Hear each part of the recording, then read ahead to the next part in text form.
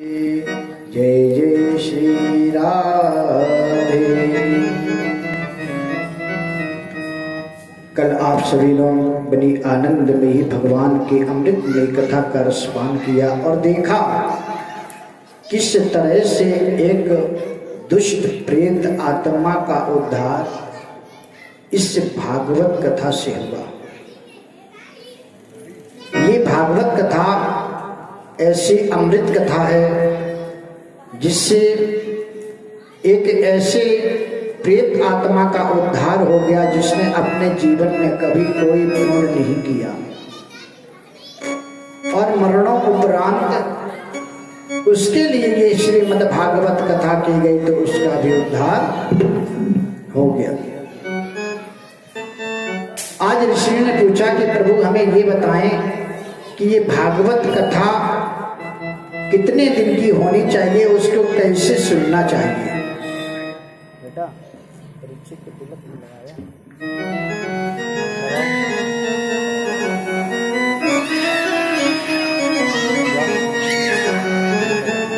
सुनो हुआ परीक्षित के कहो पहले सबके तिलक लगा दें, अभी परीक्षित जी के पहले तिलक लगा दें।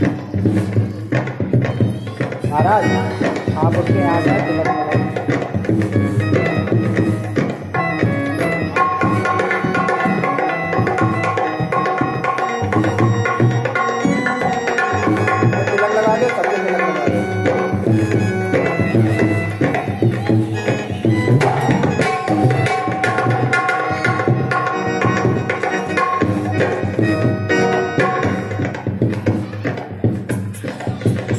पूछा कि कितने दिन की कथा होनी चाहिए और ये भागवत कथा किस प्रकार से सुनना चाहिए।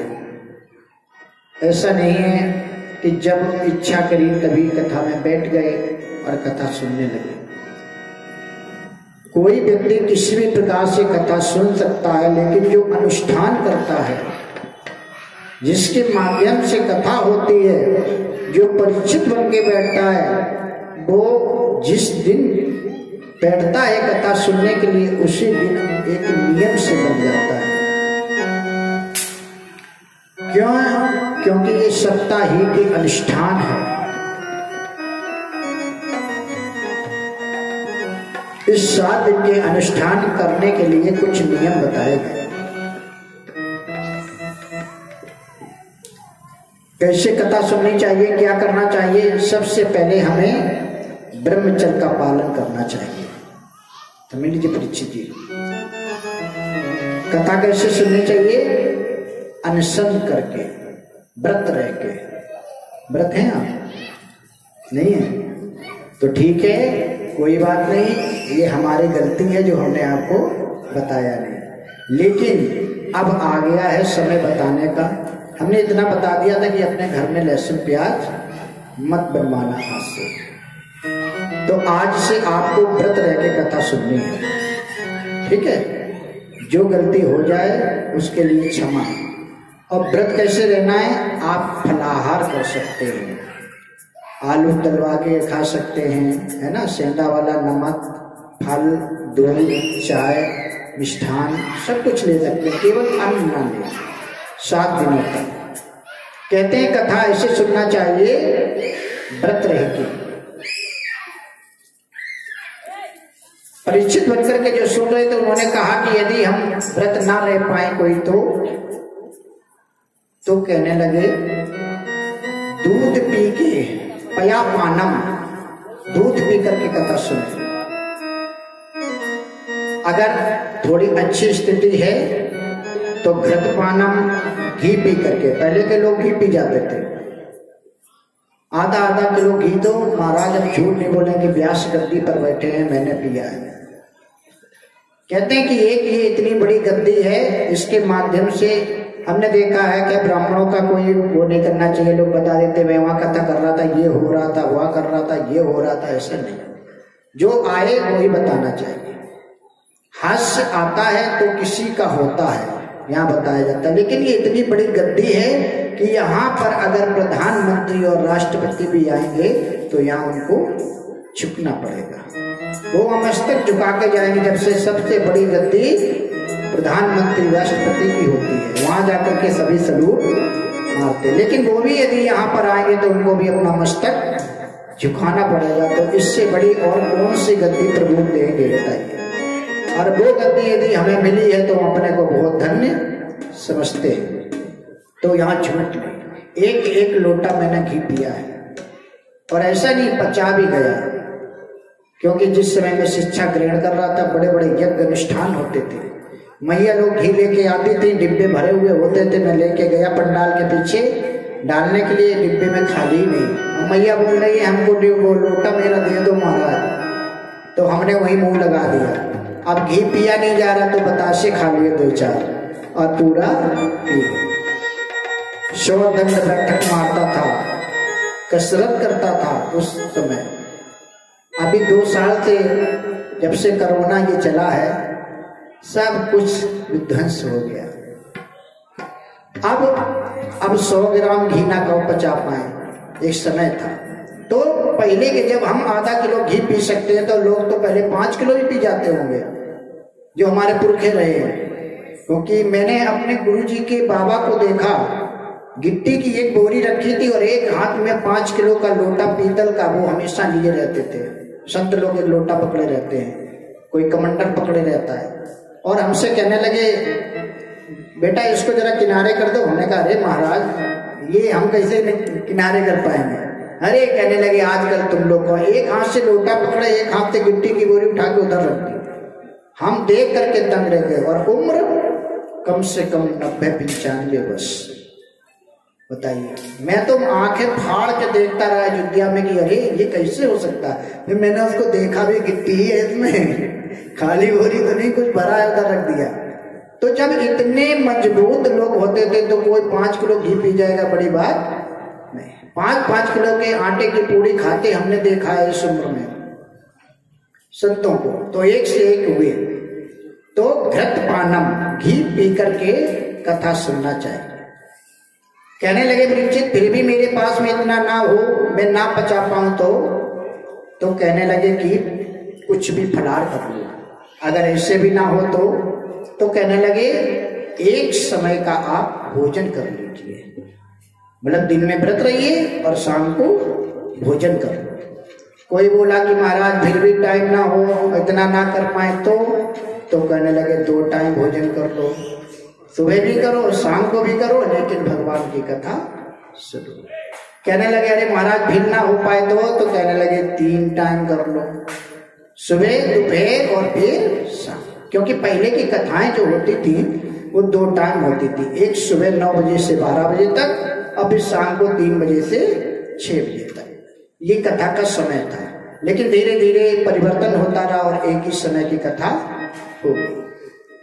तो 3 टाइम भोजन करें। कहने लगे किसी ने कहा महाराज ये भी ना कर पाए तो कहने लगे व्यास जी घर से रोटी बना लाओ, खाते जाओ, कथा सुनते जाओ। लेकिन ये नहीं चलेगा कि हम कथा नहीं सुन पाएंगे। येन केन प्रकारेण किसी भी तरह से प्रभु का नाम आपके कर्ण बिंदों में पड़े। आप चाहे रोटी ही खाते रहिए, दिन भर खाते रहिए, लेकिन प्रभु का गुणगान फिर भी आपको सुनना चाहिए। कथा का आयोजन करें तो हमें क्या करना चाहिए?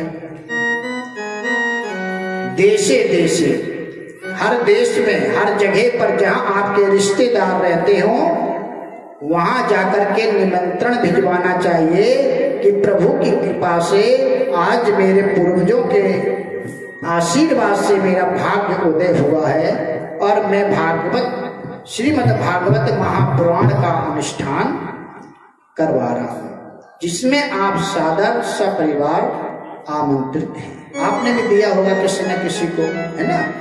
ये नियम है, क्योंकि जो निमंत्रण नहीं देता है उसकी भी कथा पूर्ण नहीं होती।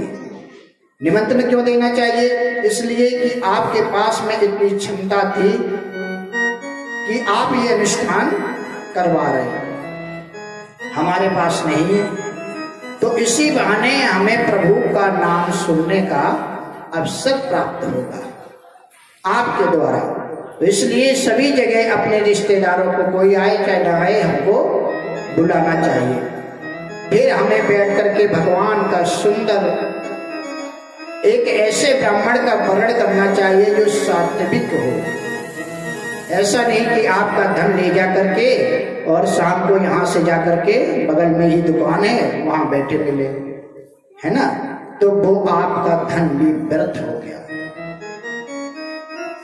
कहते हैं कि दान किसे करना चाहिए? सुपार्थ को, कभी कुपार्थ को दान नहीं देना चाहिए। हमने ये जब कथा सीखी थी तो ये सब नहीं बचता था।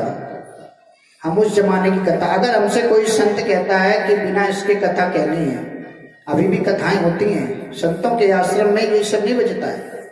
कथा कहिए सिर्फ, गाना बजाना, और सादा गाना होता है, सीताराम राधे श्याम, सीताराम राधे श्याम, राम राम कहो, इस तरह के भजन और म्यूजिक के साथ में। लेकिन समय बदलते बदलते धीरे धीरे अब म्यूजिक ही सारी कथा। एक कथा कहिए, एक श्लोक भी नहीं पढ़ते हैं, कथा कही थोड़ी सी बताई और तुरंत गान बजाइए। हमने ये कथा, आपको गाना गवाना है तो आप जागरण करवा लीजिए। वहां कोई नहीं बताएगा कि माता जी ने ये किया वो सब, मारा राक्षस को, कुछ नहीं। बढ़िया सा भयंकर वाला ये साउंड चल रहा होगा जिसमें आपको सुनाई भी नहीं देगा, और उन्होंने अपना गाया दनादन दनादन और बात ऐसे कर दिया, म्यूजिक चालू, धन धन धन धन धन, आपको कुछ समझी में नहीं आए, तो वो हो गया गायन। यहाँ क्या हो रहा है? कथा, प्रभु के चरित्रों का श्रवण हम करने के लिए यहाँ बैठे हैं। इसलिए एक विद्वान आचार्य का वर्णन करना चाहिए व्यास गद्दी पर, जो हमें भगवान के चरित्रों को सही तरह से समझा सके। ऐसा नहीं गा के बजा के चला गया, हो गई आपकी कथा। ऐसे ब्राह्मण को नहीं करना चाहिए। बनारस में गए, जब गंगा स्नान करके निकलो तो लोग कहते हैं कुछ दान पुण्य कर लो। तो उन्होंने कहा चलो ठीक है, करे ले रहे, हम भी नहा रहे थे। हमने देखा पंडित जी के कोई बच्चे लड़के होंगे, जब कोई पर्व आता है तो बच्चे अच्छे सब लोग वहां लग जाते हैं घाट पर। तो उन्होंने बोला, फटाफट रखा, दक्षिणा रखी उन्होंने, और एक गुस्सा रख दिया और बोले अम्बू जी पे जम्बू जी पे भरत खंडे, भारतवर्ष से तुम जाने गिर गए, हम जाने डारे मरे ला। हो गया। अब बताइए, कह रहे हैं कि तुम जानना गिर गए और हम समझेंगे पढ़े मिले, ये संकल्प हो गया।